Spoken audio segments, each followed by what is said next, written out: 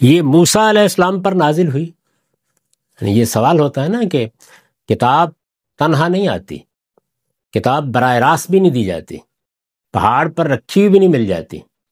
آپ کو اللہ تعالیٰ کسی فرشتے کے ذریعے سے نہیں پہنچا دیتے کہ کوئی آئے اور آ کر آپ کے لیٹر باکس میں کتاب ڈال دے.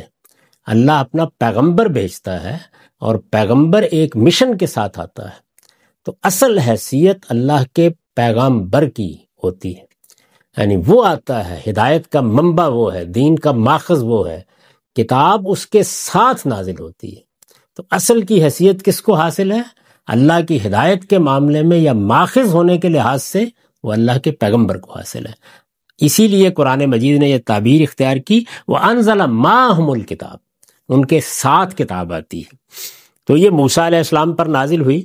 اسے بالعموم ان 5 صحیفوں پر مشتمل سمجھا جاتا ہے. اب دیکھیے نا کہ تورات ہے، تو تورات بائبل میں کہاں ہے؟ جو لوگ نہیں پڑھتے عام طور پر، یا اس سے واقف نہیں ہیں، یا انہوں نے کچھ عرصہ اس میں نہیں بسر کیا، وہ بعض اوقات بائبل خرید کر لاتے ہیں، ان کا خیال ہوتا ہے یہ تورات ہے. یعنی بائبل تورات نہیں ہے، بائبل انجیل نہیں ہے، بائبل زبور نہیں ہے. بائبل میں تورات بھی ہے، زبور بھی ہے، انجیل بھی ہے. وہ اپنے اپنے وقت پر آتی ہے. یعنی پیدائش سے لے کر تاریخ بیان ہو رہی ہے. اللہ تعالیٰ نے دنیا کب بنائی، اللہ تعالیٰ کے ہاں مختلف مراحل کیسے گزرے، آدم کا واقعہ کیسے پیش آیا، اس کو بیان کرتے ہوئے بنی اسرائیل کا دور آتا ہے. تو تورات اس کے بعد آتی ہے، یعنی اپنے وقت پر وہ بائبل میں نقل ہو گئی ہے. تو بنیادی طور پر بائبل بنی اسرائیل کی تاریخ کی کتاب ہے، یہ سمجھ لینا چاہیے. اسے بالعموم ان 5 صحیفوں پر مشتمل سمجھا جاتا ہے جو بائبل کی ابتدا میں درج ہیں اور جنہیں خمسہ موسوی کہتے ہیں، پینٹاٹوچ کہتے ہیں. خمسہ موسوی یعنی 5 کتابیں جو سیدنا موسیٰ علیہ السلام کے ذریعے سے آئیں. ان سب کے مجموعے کو تورات عام طور پر کہا جاتا ہے. یعنی پیدائش، خروج، اخبار، گنتی اور تثنیہ، یہ پہلی 5 کتابیں ہیں. جب آپ بائبل کو کھولتے ہیں تو اسی ترتیب سے یہ 5 کتابیں آتی ہیں. اب ان 5 کتابوں میں سے پیدائش میں وہ واقعات بیان ہوئے ہیں جو اس عالم کے ابداع کے موقع پر پیش آئے. یعنی یہ عالم کیسے وجود میں آیا، اس کی تفصیلات بیان کی گئی ہیں. اس کے بعد پھر حضرت آدم کی پیدائش کیسے ہوئی، ان کے ساتھ کیا معاملات پیش آئے. تو گویا تاریخ بیان کرنے کا انداز ہے جس میں یہ سب شروع ہوتا ہے. اس کے بعد پھر بنی اسرائیل تک جب نوبت آ جاتے ہیں، سیدنا ابراہیم علیہ السلام دنیا میں آ گئے، انہوں نے اپنی امت کی یا اپنے خاندان کی تنظیم کی. پھر اس کے بعد سیدنا یوسف کا واقعہ اور یہ سب چیزیں آنے کے بعد پھر سیدنا موسیٰ علیہ السلام کی بعثت ہوتی ہے. تو تورات تو اب نازل ہونی شروع ہوگی نا. یہ جو اس سے پہلے بیان ہو رہا ہے وہ تورات نہیں ہے، وہ اس کے پس منظر کی تاریخ ہے. یعنی بنی اسرائیل کی پوری تاریخ کہاں سے شروع ہوئی؟ ظاہر ہے کہ ابتدائی عالم سے شروع ہوئی نا.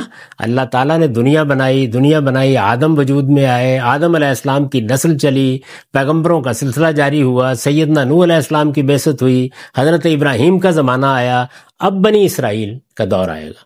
تو بنی اسرائیل میں سیدنا موسیٰ علیہ السلام پر تورات نازل ہونی ہے. تو یہ ساری پیدائش کی کتاب جو آپ پڑھتے ہیں وہ تورات نہیں ہے، اس سے تو تاریخ بیان ہو رہی ہے تورات سے پہلے کی.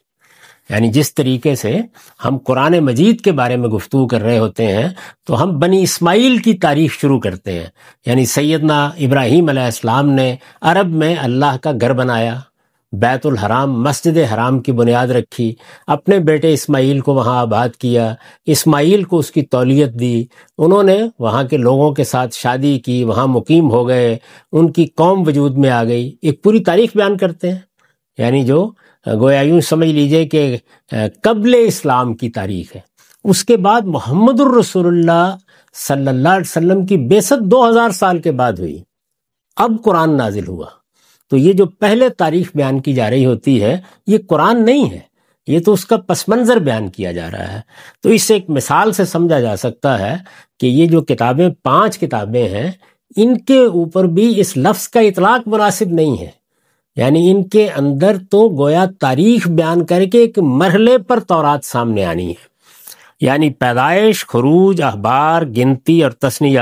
خروج میں مثال کے طور پر وہ زمانہ بیان ہوا ہے کہ جب سیدنا موسیٰ نے فرعون پر اتمام حجت کیا، پھر اس سے مطالبہ کیا کہ میں اب اپنی قوم کو یہاں سے لے کے جانا چاہتا ہوں۔ کیوں لے کے جانا چاہتا ہوں؟ یہ بالکل واضح ہو جاتا ہے قرآن مجید سے کہ اللہ تعالیٰ کا فیصلہ یہ تھا کہ بنی اسرائیل کو فلسطین میں آباد کیا جائے، وہاں اللہ کی توحید کا مرکز بنایا جائے، اور اس طرح یہ پوری امت ذریت ابراہیم کی یہ شاخ، یہ اللہ کے دین کی ہدایت کی علمبردار بن کر دنیا والوں پر اللہ کی حجت پوری کرے۔ تو یہ مقصد تھا جس کے لیے وہ نکال کے لانا چاہتے تھے۔ اب ان کے نکلنے کی ایک پوری داستان ہے، یعنی کیسے نکلے، کیسے سمندر پھٹ گیا، کیسے صحرائے سینا میں آئے، تو وہ خروج میں بیان ہوئی ہے۔ اس کے بعد اخبار، یعنی ان کے ہاں جو دین کی بات کرنے والے لوگ، دینی ذمہ داریوں کو ادا کرنے والے لوگ ہیں، اس دوران میں اب تورات نازل ہونا شروع ہو گئی ہے۔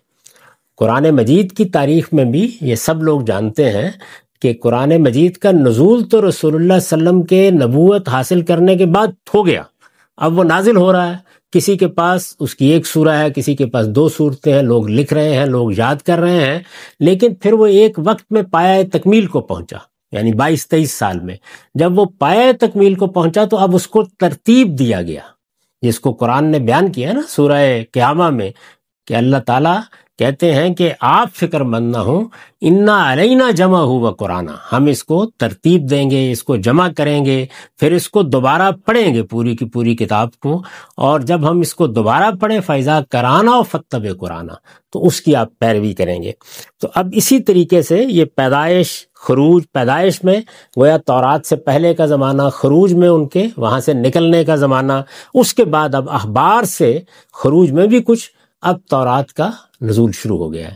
اور یہ کیسے ہے؟ یہ اسی طرح جیسے قرآن کا نزول ہو رہا تھا، یعنی چھوٹے چھوٹے ٹکڑوں میں احکام دیے جا رہے ہیں، ہدایات دیے جا رہی ہیں، وہ وقت کے لحاظ سے نازل ہو رہے ہیں، یہاں تک کہ پھر اس کے بعد تثنیہ ہے، آخری کتاب، جس میں پوری تورات کو ترتیب دے کر ایک کتاب کی حیثیت سے، جیسے قرآن کو آخر میں ترتیب دیا گیا، ترتیب دے کر سیدنا موسیٰ علیہ السلام نے ایک پہاڑ پر کھڑے ہو کر پڑھا، پوری کتاب سنائی گئی۔ تو اصل میں تورات کیا ہے؟ تثنیہ۔ تو اگرچہ یہ بات عام طور پر کہی جاتی ہے اور وہ اس لحاظ سے درست ہے کہ خروج کے زمانے سے شروع ہو گیا اس کا نزول، لیکن کتاب ترتیب پا کے تثنیہ میں ہمارے سامنے کتاب کی صورت میں آتی ہے۔ تو تثنیہ یا ڈیٹرانومی یہی اصل تورات ہے۔ ایک مرتبہ پھر سن لیجئے، یہ موسیٰ علیہ السلام پر نازل ہوئی، اسے بالعموم ان 5 صحیفوں پر مشتمل سمجھا جاتا ہے جو بائبل کی ابتدا میں درج ہیں اور جنہیں خمسہ موسوی کہتے ہیں، پینٹیٹوچ کہتے ہیں، یعنی پیدائش، خروج، اخبار، گنتی اور تثنیہ۔ ان صحیفوں کا تدبر کے ساتھ مطالعہ کیا جائے تو صاف واضح ہو جاتا ہے کہ پہلے 4 صحیفوں میں، یہ بات میں نے ابھی آپ کو بتائی کہ پہلے 4 صحیفوں میں یہ تاریخی بیانات کے ساتھ، یعنی تاریخ چل رہی ہے، واقعات کو بیان کر رہا ہے ایک مورخ، تاریخی بیانات کے ساتھ اپنے نزول کی ترتیب سے نقل ہوئی ہے۔ نازل کیسے ہوئی؟ آج ایک حصہ، کل 2 حصے نازل ہوتی رہی، اور تثنیہ میں، آخری کتاب میں، ڈیٹرانومی میں، اسے بالکل اسی طرح ایک کتاب کی صورت میں مرتب کر دیا گیا ہے جس طرح قرآن کو مرتب کیا گیا ہے۔ جیسے قرآن آخر میں ایک نئی ترتیب دے کر ہمارے لیے مرتب کیا گیا، ایسے ہی تورات تثنیہ میں ترتیب دے دی گئی۔ اپنی موجودہ صورت میں غالباً یہ 5ویں صدی قبل مسیح میں کسی وقت مرتب کی گئی۔ ایک پوری تاریخ ہے جس سے ہم واقف ہیں کہ بنی اسرائیل پر بہت سے ادوار گزرے، اس میں حملے ہوئے، ان کو ان کے جرائم کی سزا دی گئی، 2 بڑے واقعات ان کی تاریخ میں ہوئے ہیں، اس میں تورات کے نسخے بھی ضائع ہوئے۔ تو اس کو آخری مرتبہ 5ویں صدی قبل مسیح میں کسی وقت ترتیب دیا گیا۔ بتایا جاتا ہے کہ یہ سیدنا عزیر کی نگرانی میں ترتیب پائی۔ تاہم سیدنا مسیح علیہ السلام نے جس طرح اس کا ذکر کیا ہے، اب 5ویں صدی قبل مسیح میں جو تورات مرتب کی گئی وہی بنی اسرائیل کے ہاں چلی آ رہی تھی، یہاں تک کہ سیدنا مسیح علیہ السلام کی بعثت ہوئی۔ تو سیدنا مسیح علیہ السلام نے جس طرح اس کا ذکر کیا ہے اس کی بنا پر کہا جا سکتا ہے کہ ان کی تصویب بھی اس کو کسی حد تک حاصل ہے۔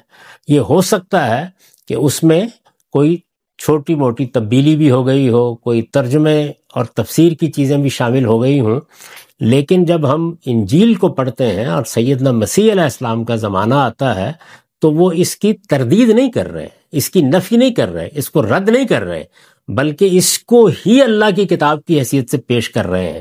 تو یہ فی الجملہ یعنی بحیثیت مجموعی ان کی تصویب کے ساتھ منتقل ہوئی ہے آگے دنیا کو۔ اس کا عبرانی متن جو اس وقت مخطوطات اور مطبوعات کی شکل میں موجود ہے، ماسوری متن، میسوریٹک ٹیکسٹ کہلاتا ہے۔ یہ بات عام طور پر مانی جاتی ہے کہ اس متن کے علاوہ قدیم زمانے میں اور بھی روایتیں تھیں، یعنی پرانے زمانے میں ظاہر ہے کہ تورات لوگوں کے پاس بھی موجود تھی، لوگ اپنے طور پر بھی اس کو لکھ کر رکھتے رہے ہوں گے، کاہنوں کے پاس بھی موجود رہی ہوگی، سرکاری نسخہ ترتیب دیا گیا قومی سطح پر، تو کچھ دوسرے متون بھی موجود رہے۔ اس متن کے علاوہ قدیم زمانے میں اور بھی روایتیں تھیں اور ان میں بعض مقامات پر اہم اختلافات بھی تھے۔ جب ایک کتاب اس طریقے سے مختلف ادوار سے گزرتی ہے تو اس میں یہ چیزیں بھی پیدا ہو جاتی ہیں، تو یہ چیز بھی تھی۔ سامری تورات، یہ جو سامرا کا قبیلہ ہے جو فلسطین میں قدیم زمانے سے آباد ہے اور یہود کی ایک پوری روایت کا امین ہے، تو ان کے ہاں جو تورات ہے وہ سامری تورات کہلاتی ہے، اور خاص کر یونانی سبین سیپٹویجنٹ سے جو قدیم ترین روایت ہے، ان اختلافات کا ثبوت ملتا ہے۔ یعنی جب آپ ملا کے پڑھتے ہیں، ماسوری متن کو دیکھتے ہیں، یونانی سبین کو دیکھتے ہیں، سامری تورات کو دیکھتے ہیں، تو اگرچہ بحیثیت مجموعی تو ایک ہی چیز ہے، لیکن اس میں بعض اختلافات کا ذکر بھی ہمارے سامنے آتا ہے۔ انبیاء علیہم السلام کے ذریعے سے اللہ تعالیٰ کی جو ہدایت بنی آدم کو ملی ہے اس کے دو حصے ہیں، ایک قانون، دوسرے حکمت۔ یعنی یہ قرآن نے ہمیں بتایا ہے کہ اللہ کی ہدایت یا اللہ کا دین دو حصوں میں ہے، ایک حکمت، دوسرے قانون۔ تورات میں زیادہ تر قانون بیان ہوا ہے اور اس کا نام بھی اسی رعایت سے رکھا گیا ہے، یعنی تورات کا مطلب ہی قانون ہے۔ قرآن اسے ہدی لبنی اسرائیل، بنی اسرائیل کے لیے ہدایت اور تفصیلا لکل شیء، دین سے متعلق ہر چیز کی تفصیل کہتا ہے۔ وہ بتاتا ہے کہ اس میں اللہ کا حکم ہے، ہدایت اور روشنی ہے، لوگوں کے لیے رحمت ہے۔ اس میں شبہ نہیں کہ وہ اس میں یہود کی تحریفات کا ذکر کرتا ہے، لیکن اس کے ساتھ یہ بھی حقیقت ہے کہ اس کی جو روایت یا ورژن زمانہ رسالت کے یہود و نصارہ کے پاس تھی، قرآن فی الجملہ اس کی تصدیق کرتا ہے۔ یہ میں نے وہ حصہ پڑھ دیا ہے اور بہت سی چیزوں کی توضیح کر دی ہے۔ آخری پیرے میں بعض مباحث ہیں جن کی توضیح ہم اگلی نشست میں کریں گے۔ تورات کا تعارف میں نے پڑھ دیا تھا اور اس میں ضروری چیزوں کی وضاحت بھی کر دی تھی۔ آخری پیراگراف میں دوبارہ پڑھ رہا ہوں تاکہ اس کے مضمرات جو زیر بحث نہیں آ سکے ان کو زیر بحث لے آیا جائے۔ میں نے لکھا ہے، انبیاء علیہم السلام کے ذریعے سے اللہ تعالیٰ کی جو ہدایت بنی آدم کو ملی ہے اس کے دو حصے ہیں، ایک قانون، دوسرے حکمت۔ یہ ایک اہم بات ہے، یعنی دین کا پورا کانٹینٹ ایک تو اس طریقے سے بیان کیا جا سکتا ہے کہ اس میں اصلاً کس کس نوع کے احکام ہیں۔ میں نے اس کی جانب بھی بارہا توجہ دلائی ہے کہ اللہ تعالیٰ کے ساتھ ہمارے تعلق کا اظہار کیسے ہونا چاہیے، جسے ہم مراسم عبودیت کہتے ہیں، وہ بیان کیے گئے ہیں۔ بدن کی طہارت کے احکام بیان کیے گئے ہیں، خور و نوش کی پاکیزگی کے لیے ہدایات دی گئی ہیں، اور سب سے بڑھ کر اخلاق کی پاکیزگی۔ تو اس لحاظ سے یہ چار چیزیں ہیں جو دین کے کانٹینٹ یا مشمولات کو بناتی ہیں۔ ایک دوسرا پہلو وہ ہے جس میں قرآن مجید نے ایک تقسیم کی ہے، اور وہ دو عنوانات کے تحت ہے۔ رسالت مآب صلی اللہ علیہ وسلم کا ذکر کرتے ہوئے یا آپ کی بعثت میں جو ذمہ داری آپ کو دی ہے اس کو بیان کرتے ہوئے یہ کہا ہے کہ یتلو علیہم آیاتہ و یزکیہم و یعلمہم الکتاب والحکمہ۔ اس پر میں کئی مرتبہ توجہ دلا چکا ہوں کہ یہاں کتاب کا لفظ کتاب یعنی بک کے معنی میں استعمال نہیں ہوا، بلکہ قانون کے معنی میں استعمال ہوا ہے۔ اور جو لوگ قرآن مجید کی عربی زبان سے واقف ہیں وہ جانتے ہیں کہ یہ قرآن مجید میں لفظ کتاب کا معروف استعمال ہے۔ مثال کے طور پر طلاق کے قانون میں یہ کہا ہے کہ حتیٰ یبلغ الکتاب اجلا، یہاں تک کہ قانون کی مدت پوری ہو جائے، اور بھی کئی جگہوں پر ایسا ہی ہے۔ اسی طرح رسالت مآب صلی اللہ علیہ وسلم سے پہلے سیدنا مسیح علیہ السلام کیا ہدایت لے کے آئے تھے اس کو بیان کرتے ہوئے بھی یہ کہا ہے کہ ہم نے بنی اسرائیل کو تورات دی اور انجیل دی، اور پھر اس کی وضاحت کی ہے کہ قانون دیا اور حکمت دی۔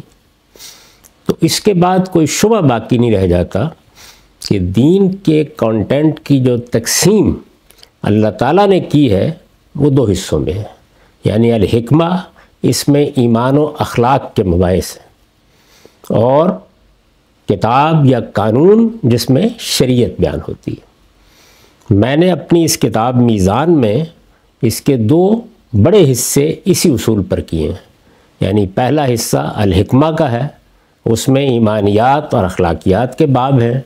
دوسرا حصہ الکتاب کا ہے جس میں شریعت کے مباحث ہیں، یعنی معاشرت کا قانون، سیاست کا قانون، دعوت کا قانون، معیشت کا قانون، اور اسی طرح کے دوسرے معاملات۔ تو یہاں یہ بتایا گیا ہے کہ اللہ تعالیٰ نے رسالت مآب صلی اللہ علیہ وسلم کو بھیجا تو وہاں خود کتاب کا کانٹینٹ بھی ان دونوں چیزوں پر مشتمل ہے، یعنی دین کے مشمولات کے لحاظ سے اس میں حکمت بھی بیان ہوئی ہے اور اس میں قانون بھی بیان ہوا ہے۔ اس کے ساتھ رسالت مآب صلی اللہ علیہ وسلم نے جو سنت جاری کی، قانون کا بڑا حصہ اس میں شامل ہے۔ یعنی ہمارے ہاں صورتحال یہ ہے، اور خود قرآن مجید کی، جیسے کہ آگے اس کا تعارف آئے گا، نوعیت بھی یہ ہے کہ وہ ان دونوں چیزوں کو اپنے اندر لیے ہوئے ہیں، لیکن اس کے ساتھ وہ انذار کا فریضہ بھی انجام دے رہا ہے۔ یعنی رسالت مآب صلی اللہ علیہ وسلم پر چونکہ نبوت ختم ہونے والی تھی، تو جو کام پہلے کتاب کے ساتھ پیغمبر کرتا تھا وہ کام بھی قرآن نے کیا۔ رسالت مآب صلی اللہ علیہ وسلم کو بھی حکم دیا گیا کہ آپ اس قرآن ہی کے ذریعے سے انذار کریں۔ چنانچہ قرآن میں یہ ہدایت انہی لفظوں میں نقل ہوئی ہے کہ میری طرف یہ ہدایت وحی کی گئی ہے کہ میں انذرکم بہی ومن بلغ، میں اس کتاب کے ذریعے سے تمہیں انذار کروں، اور پھر قیامت تک جو لوگ آئیں وہ بھی اسی طریقے سے میرے انذار کے مخاطب رہیں گے۔ لیکن میرا یہ انذار کہاں ہے؟ یہ بہی، اس قرآن کے ذریعے، یعنی یہ قرآن انذار کی کتاب ہے۔ اسی کو دوسری جگہ کھولا اور کہا کہ یہ نذیر للعالمین ہے۔ تو یہ ساری بات واضح رہے قرآن مجید سے متعلق۔ اس کے بالکل برخلاف جو پیچھے کتابیں ہیں ان میں یہ سب چیزیں تقسیم کر دی گئی، یعنی قرآن مجید ایک جامع شہپارہ ادب ہے، اس میں یہ ساری چیزیں ملحوظ ہیں، لیکن پچھلی کتابوں میں یہ طریقہ نہیں اختیار کیا گیا۔ اس میں تورات میں صرف قانون ہے، اور قانون کا بھی بڑا حصہ وہ ہے جو اجتماعی زندگی سے متعلق ہے، یعنی بنی اسرائیل کا استعفیٰ ہو گیا ہے، اللہ تعالیٰ نے ان کو منتخب کر لیا ہے، وہ ایک اللہ کی منتخب قوم کی حیثیت سے ایک ذمہ داری پر فائز کر دیے گئے ہیں۔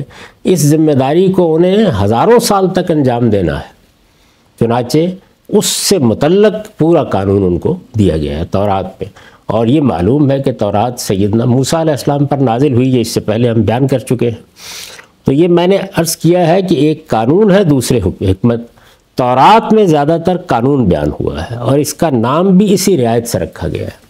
ہمارے ہاں جو لوگ قرآن مجید سے واقف ہیں اور قرآن مجید ہی کو اللہ کی کتاب کی حیثیت سے پڑھتے پڑھاتے ہیں، وہ جب تورات کو اٹھاتے ہیں تو ان کی سمجھ میں یہ بات نہیں آتی کہ وہ آخرت کا انذار، وہ اللہ تعالیٰ کے پیغمبروں کے ذریعے سے آنے والے عذاب، وہ حکمت کے مباحث جو قرآن میں ہیں وہ کہاں ہیں وہاں، کیونکہ وہاں صورتحال بالکل مختلف ہے۔ وہاں یہ سب کام پیغمبر کر رہے ہیں، قانون کو صرف کتاب کی صورت دے دی گئی ہے۔ اس کو سامنے رکھ کر ہمیشہ تورات کو پڑھنا چاہیے۔ تو میں نے یہ لکھا ہے کہ اس کا نام بھی اسی رعایت سے رکھا گیا ہے۔ قرآن اسے ہدی لبنی اسرائیل اور تفصیلا لکل شیء، بنی اسرائیل کے لیے ہدایت اور ہر چیز کی تفصیل کہتا ہے۔ ہر چیز کی تفصیل سے مراد یعنی ہدایت سے متعلق ہر چیز کی تفصیل۔ اللہ تعالیٰ نے جو دین دیا ہے، جو قانون دیا ہے، اس کی تفصیل کر دی گئی ہے۔ آج بھی اگر آپ تورات کو پڑھیں، میں اوپر عرض کر چکا ہوں کہ اگرچہ اس کی نوعیت انتقال کے لحاظ سے بھی، یعنی جیسے وہ ہمیں پہنچی ہے، انتقال کے لحاظ سے بھی قرآن کی طرح نہیں ہے۔ قرآن مجید ہمیں اجماع اور تواتر سے ملا ہے، اللہ تعالیٰ کے اپنے الفاظ میں منتقل ہو گیا ہے، اس کا ایک ایک حرف اسی طرح محفوظ ہم تک پہنچ گیا ہے، اس کی ترتیب اللہ تعالیٰ کی دی ہوئی ہے۔ وہ پوری کتاب کی حیثیت سے ہم ذمہ داری کے ساتھ کہہ سکتے ہیں کہ اللہ کے کلام کی حیثیت سے محفوظ ہے۔ یہاں صورتحال یہ ہے کہ ترجمہ ہے، یعنی ایک تو قرآن مجید سے اپنے کانٹینٹ کے لحاظ سے ہی تورات مختلف ہے، اور دوسرے یہ کہ ترجمہ ہے۔ ترجمے میں الہی کلام کی شان کو منتقل نہیں کیا جا سکتا۔ اسی طرح یہ بات بھی واضح ہے کہ ترجمہ حوادث کی نظر ہوتا رہا ہے، مختلف مراحل سے گزرا ہے۔ اوپر بیان ہو چکا کہ اس میں مختلف متون یا مختلف ورژنز بھی ہیں، ان میں تھوڑے تھوڑے اختلافات بھی ہم کو نظر آتے ہیں۔ یہ بھی دقت نظر کے ساتھ مطالعہ کیا جائے تو واضح ہو جاتا ہے کہ کہیں کہیں فقہی آراء اور اس طرح کی چیزیں متن کا حصہ بھی بن گئی ہیں۔ یہ سب چیزیں ہیں، لیکن بحیثیت مجموعی یہ وہی تورات ہے، یعنی اس میں کوئی شبہ نہیں۔ میں نے اوپر عرض کیا تھا کہ سیدنا مسیح علیہ السلام کی جب بعثت ہوئی اور ہم انجیل کو پڑھتے ہیں تو معلوم ہوتا ہے کہ وہ اس کی تصویب کر رہے ہیں۔ وہ یہ کہہ رہے ہیں کہ میں اس تورات کو منسوخ کرنے کے لیے نہیں آیا، میں اس کو پورا کرنے کے لیے آیا ہوں۔ اس میں جو مانوی تحریفات کی ہیں یا اس کے مقاصد کو بگاڑا ہے، ان پر ضرور متنبع کرتے ہیں، لیکن یہ بات کہیں نہیں کہتے کہ یہ وہ تورات نہیں ہے یا اس میں ایسی تحریفات ہو گئی ہیں کہ اب اس کو اللہ کی کتاب نہیں کہا جا سکتا۔ وہ اسی حیثیت سے پیش کرتے ہیں۔ قرآن مجید کو جب ہم پڑھتے ہیں تو وہاں بھی یہی صورتحال ہے۔ یہ بھی میں نے آپ سے عرض کیا کہ وہ قرآن مجید کو اگر آپ پڑھیے تو اسے ہدی بنی اسرائیل ہی نہیں کہتا، بلکہ جس وقت اللہ کا آخری پیغمبر مدینے میں موجود ہے اس موقع پر یہ کہتا ہے۔ آپ سورہ مائدہ کو اٹھا کر دیکھیے کہ تم لوگ کس لیے یہاں فیصلہ کرانے کے لیے آئے ہو؟ عندکم التوراۃ فیہ حکم اللہ، تمہارے پاس تو تورات موجود ہے جس میں اللہ کا حکم ہے۔ یعنی وہ یہ نہیں کہہ رہا کہ تورات کو تو تم کہیں پھینک کے آ گئے ہو، وہ تمہارے پاس ہے ہی نہیں ہے، اس میں تو سب تحریفات ہو چکی ہیں۔ بحیثیت مجموعی تورات کو تورات کی حیثیت سے مان کر وہ اس کو ان کے لیے پیش کرتا، اس سے استدلال کرتا، بارہا یہ کہتا کہ لاؤ تورات پیش کرو، کہاں ہے اس میں یہ بات لکھی ہوئی؟ تو گویا بنائے استدلال کی حیثیت سے بھی تورات قرآن میں پیش کی گئی ہے۔ تو یہ سمجھ لینا چاہیے کہ جو ہمارے ہاں ایک عام تاثر پیدا ہو گیا ہے کہ یہ کتاب وہ کتاب ہی نہیں ہے، اس میں تحریف ہو چکی ہے، یہ قرآن مجید کے بھی خلاف ہے، اور دقت نظر کے ساتھ آدمی اگر غیر جانبدارانہ نظر سے مطالعہ کرے تو اس کے بھی خلاف ہے۔ یہ جو عام باتیں کہی جاتی ہیں جو مناظرے کے مزاج رکھنے والے لوگ کرتے ہیں کہ وہاں یہ واقعہ بیان ہوا ہے لوط علیہ السلام کی بیٹیوں کا، نوح علیہ السلام کے بارے میں یہ واقعہ بیان ہوا ہے، وہ لوگوں کو یہ نہیں بتاتے کہ اس کا تورات سے کوئی تعلق ہی نہیں، یہ بائبل ہسٹری ہے، تورات میں ایسی کوئی بات بیان نہیں ہوئی۔ آج بھی اس کو پڑھیے تو جس شان سے اس میں توحید بیان ہوئی ہے، دین کے قانونی حقائق بیان کیے گئے ہیں، جس طرح وہ وضاحت کرتی ہے کہ بنی اسرائیل کا منصب کیا ہے، اس کی ذمہ داریوں کو بیان کرتی ہے، ان کے بارے میں خدا کے خصوصی قانون کو بیان کرتی ہے، آدمی پکار اٹھتا ہے کہ یہ وہی سب کچھ ہے جو اللہ کی کتاب قرآن مجید سے ہمارے علم میں آیا ہے۔ معاف کیجیے۔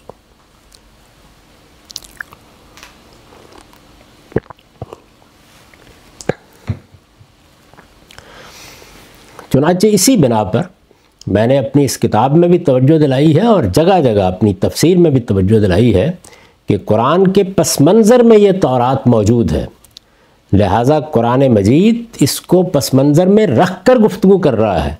تو قرآن کے مفسرین کے لیے، قرآن کو سمجھنے والوں کے لیے، قرآن کا اچھا ذوق پیدا کرنے والوں کے لیے جس طرح یہ جاننا ضروری ہے کہ انبیاء علیہم السلام کی پوری تاریخ کیا رہی ہے اور اللہ تعالیٰ نے اس نبوت کی ابتدا کہاں سے کی، اسی طرح اس کتاب کو پڑھنا بھی ضروری ہے۔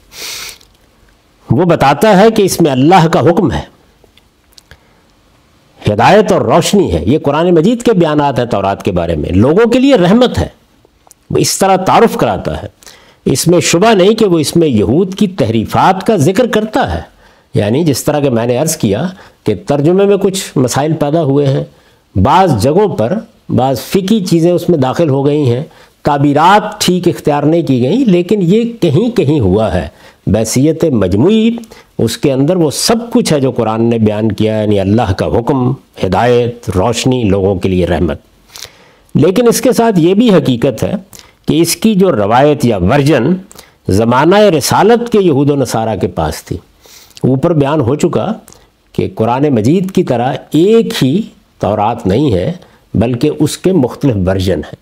اس کا بھی یہ مطلب نہیں ہے کہ بالکل کوئی مختلف چیز ہے، یعنی کہیں کہیں اختلافات ہیں بیان میں۔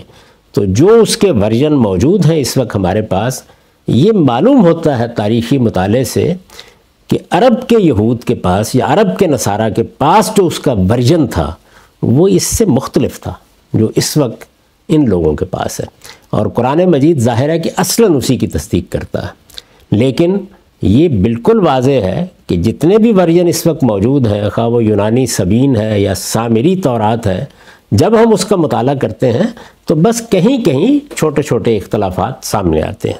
اس پہلو کو سامنے رکھ کر ہمیں تورات کو دیکھنا چاہیے، تورات کا مطالعہ کرنا چاہیے، اور اس ہدایت کو، اس روشنی کو اور رحمت کو اس سے اخذ کرنا چاہیے۔